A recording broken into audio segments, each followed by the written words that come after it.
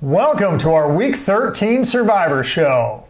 With only a couple of mild upsets last week and four double-digit favorites this week, it's shaping up to look like chalk for the second week in a row, but we will give you all the intricacies and the in and outs of games to get you the most prepared for your Week 13 Survivor Pool picks, and all that's coming up next.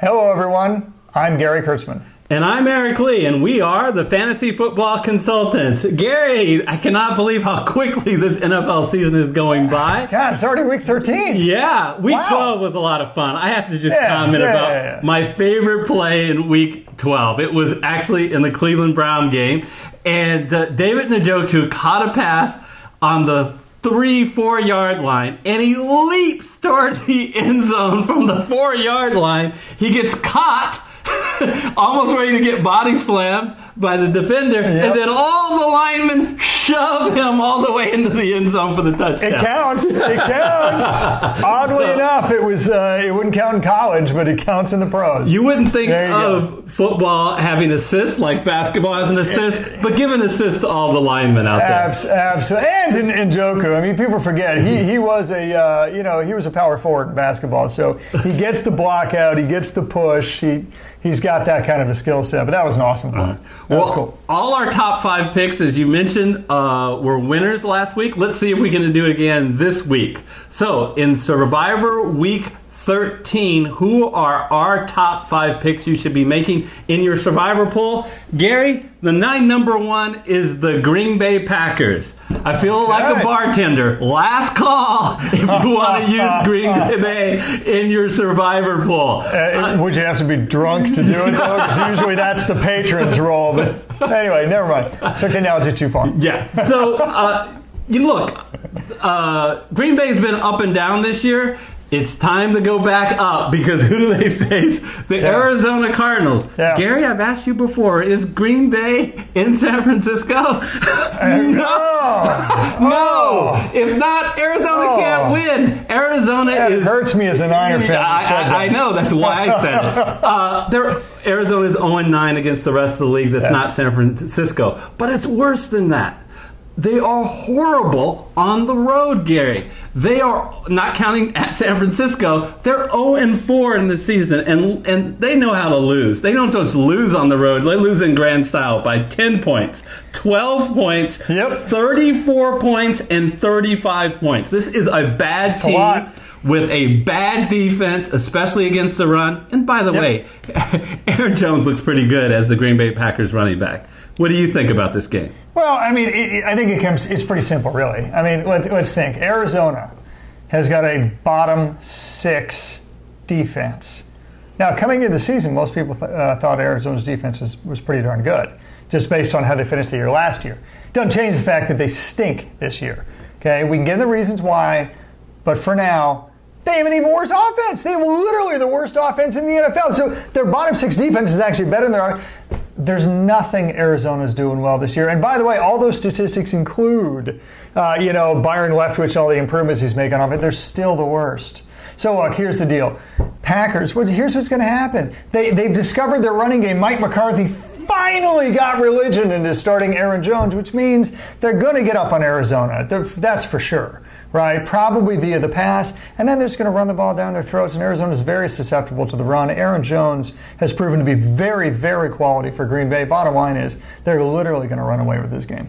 Yeah, Arizona quarterback Josh Allen is not the answer, unless the question is who's the most disappointing rookie QB this year. Oh, goodness. I say you're way off this time, son. That's what I want. That's what you're looking for. There you go. All right, who's your number 1 pick for the week? My number 1 pick for the week is Kansas City versus Oakland, and I will give all the caveats in the world about. I understand that most people probably use Kansas City by now. If you have a redraft Survivor pool, whatever that even means, you can probably pick them. Otherwise, I'll just be really quick about this. Oakland is terrible. Kansas City is great. You probably don't need me to say any more than this. Just in case you do, okay, they're barely better than Arizona. who is a very bad team. Kansas City is one of the best teams in the NFL. They're all healthy. And what you love about the favorites are if they have a strong running game, because that's what they're going to be leaning on in the second half once they jump out ahead. Kareem Hunt has more yards than he's literally, if you want to count total yards, rushing and passing, he is once again vying for the NFL's league leader in total yards. He's third most on the ground. That's another example of how they're going to get up ahead and just run all over. Look, if you're smart enough to watch this video, you're smart enough not to need us to tell you what Kansas City is going to beat Oakland. They will. The one thing I would say is the only reason I made this my second pick as opposed to the first is in week 15. That's an important week where you don't have a lot of great games. They host the LA Chargers, who probably won't have Melvin Gordon. So that would probably be a pretty good week to pick them. So if you want to save them for that, if you've saved them this long. But otherwise, look, Kansas City's going to win. Gary, my third pick, and in the studio, Gary, it's getting a little cold, if you don't mind. Let me put my jacket on, because it's a little cold in the studio. Wow. And not only dons the Seahawks jacket, but he's going to talk about my Niners now, isn't he? Go ahead. Okay, well, go ahead. First of all, you might say, we deserve it. What, are you a Seahawks fan? What took you so long to admit it? Well, because this is the first time I can even consider picking them in the Survivor poll. Look, there was doom and gloom for a lot of people thought for the Seahawks this year because of all their losses on defense. And they got off to a slow start, losing 2 close games in week 1 and week 2. But what's happened since? What's happened since is they've gone 6-3, Gary.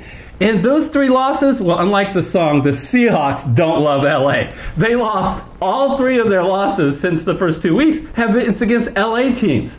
But they played well. Very quality LA teams. And they played well in those games. They came very close to beating the 10-1 Rams both times, losing by less than a touchdown and in the game till very late. And they lost by 8 to the 8-3 Chargers. So the Seahawks are a really good team. I'll let you tell me how good their opponent, the Niners, are. Well, not good. I'm not going to lie to you, not good. Here's the thing I like about Seattle. If I told you, the viewer, who has the NFL's best rushing attack, translation, who's gotten more yards on the ground this year than any other team, it might have taken you a while to get the right answer. The right answer, of course, is Seahawks. His Seahawks have the best rushing attack in the NFL. I just want that to sink in for a moment. They're committed. They are committed to run the ball. They certainly don't have a Pro Bowl running back, but what they have is an incredible blocking offensive line and an incredible commitment to run. Why do I bring this up? Look, I feel like I sound like a broken record, but if you are going to pick somebody to win in Survivor, especially with this late in the game, if you're still alive in your Survivor pool, you can't afford to take any chances because the pot odds are so damn big now, as of course they grow the further you get in the season. You need somebody who's got a strong rushing attack to close out these games. And on paper, there's no better team to do that than the Seahawks. Yeah. And by the way, the Niners' rushing defense is bottom 10, so that helps too. And if you're looking at future value, this is the best game, with perhaps waiting all the way to Week 17, which is way too long to wait when they host Arizona. So, I mean, honestly, looking at our list, you have the Seahawks 2, and I have them at 3, with teams they're likely like Kansas City that they've already picked. This is probably our suggestion most likely for you guys, because I don't think a lot of people have picked Seattle. Yeah, no, that's right. They're certainly more viable than either of the other 2 teams we talked about so far. All right, so we have now listed both of our top 3. It's just in a little different order. Yep. But where we part ways is number 4. I'll let you start. New Orleans Saints. How about them Cowboys? New Orleans Saints. I'm going to pound the table. They will win. Wow, that's such a stretch. They've won 10 in a row. I know I'm going way out on a limb here. This guy likes the Cowboys. Help him. Help him, please. Please help me. Help him. Okay, viewers in Dallas. Yeah, we do have viewers in Dallas. We have viewers in New Orleans. At least I hope we do. Please ping us if you're in Dallas or New Orleans. Okay, so here's the deal. Look, New Orleans has won 10 in a row. You've heard some variation on that theme for the last at least 6 or 7 weeks now. It's all about game flow. You have to consider game flow in these survivor pool games. And the bottom line is this. Look, the Saints have a fantastic top 5 pass offense, a fantastic top 5 run offense. They also have an incredibly strong rush defense. Where they are vulnerable is in the pass defense, especially once you get past the wide receiver 1, because of course they have Marshawn Lattimore to shadow.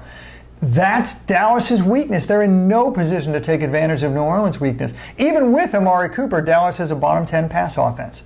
Right? So the bottom line is, what's going to happen in this game? New Orleans is likely to get ahead of Dallas. Dallas has a good defense, but it's nowhere near a match for the NFL's best offense in the New Orleans Saints. And New Orleans has the talent to run the ball all over Dallas's defense with their number 2 rushing attack in the NFL. If Dallas is going to beat if Dallas is going to beat New Orleans, it's got to be through the air. Dallas has one, and I mean one viable receiver in Amari Cooper. And Marshawn Lattimore is going to shut him down by shadowing him all game long. Eric, I just don't see how Dallas wins this game. There's no place like home. They're playing in Dallas. Dallas has actually been pretty good at home. They've been 4-1. Look, do I think Dallas is going to win? No. New Orleans is a much better team. But do I think Dallas can win? Yes, I do. And I think it's more likely that Dallas will win than a number of other teams that are on the board who I have ahead of them. So, how's Dallas going to win? What's the game flow? What's the story? Well, look, if this is a 30-minute show, I feel like one of those politicians. I'm running out of time, so I'm going to concede my time. We aren't running out of time. The viewers can answer that question. Yeah. Well, I do know that we'll see, because we're going up against New Orleans has an awesome run defense, and Dallas has a very good run offense. Which one's going to win out? And that's going to be the test. All right, so real quick, my number 4 pick, who I feel strongly better than the New Orleans pick, is the Tennessee Titans. Gary, Tennessee Titans are playing the New York Jets. How bad are the New York Jets? Not only are they 3-8, their record, obviously the Jets are so bad that they've been underdogs by a lot. They're 3-8 also against the spread. So then they lose badly. Look, this is a bad team. And Tennessee at home is 3-1. They have beaten some pretty good teams at home, including the Texans, the world champion Philadelphia Eagles, and the New England Patriots, all beaten by the Tennessee Titans. I think the Titans, who have struggled recently, will get well against the New York Jets at home. So we both like the Rams as the 5th pick. We're not going to talk much about it. They play Detroit. Detroit's hurt. Rams are one of the best teams in football. Rams coming off a bye. You get it. Detroit doesn't even have Jones or Tate or Kerryon Johnson. It's going to be a train wreck. Right. And they don't have you probably don't have the Rams to pick in your survivor pool anyway. Right. They do have some future value. That's why they're lower on the list. Real quick, Gary, I'm going to give you a bunch of games. You tell me which team of these games you will stay away from and which team you like. Okay. So the home team, the favorite is always the first team. Philadelphia versus Washington. Houston versus Cleveland. Miami versus Buffalo. New England versus Minnesota. Denver at Cincinnati. And the Indianapolis Colts at Jacksonville. All right, Philly versus Washington is the one thing I would take. That's the one that weeps out on the page. First of all, I like Philly. I don't want to go into the whole story for time, but Philly is a very good team. Well, they literally just went to the Super Bowl and they didn't lose any huge key players off that team. And Washington started Colt McCoy. Colt McCoy was a train wreck last week. A train wreck, a 27 quarterback rating train wreck. All right, and I like the Houston Texans. They've won 8 in a row. I like Houston at home over Cleveland. The one team that I personally would stay away from is New England over Minnesota. That's the one I was going to pick. Yeah, not just because I think Minnesota could win this game, but every other game in the future is better for New England. Also, watch out for Buffalo against Miami. Buffalo could easily upset Miami in that game. So, with that concludes Week 13. Once again, thank you so much for joining us. If you haven't yet, please hit the red subscriber button and then the bell icon to be notified of all our future videos. And until our next video, we'll see you next time. See you then.